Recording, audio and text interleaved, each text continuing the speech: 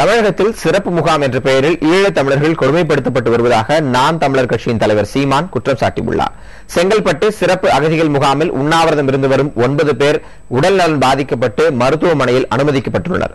அவர்களை சந்தித்த பின்னர் பேசிய சீமான் திறந்தவெளி முகாமில் உள்ள பெண்களின் பாதுகாப்பும் கேள்விக்குறியாக இருப்பதாக கூறினார்.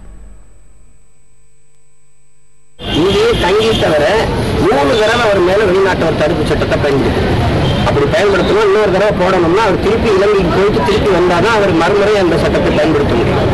அப்போ ஒருத்தர் மேல இந்த விதிமுறையை மீறி 3 முறை இந்த வெளிநாட்டவர் தடுப்பு சட்டத்தை திருப்பி ஆர்டரை போட்டு பயன்படுத்திருக்கு அப்படின்னா எவ்வளவு தவறா பயன்படுத்திக்கிறாங்கிறத இதன் மூலமா நான் அரசினுடைய கவனத்துக்கு கொண்டு சொல்ல விரும்புகிறேன்.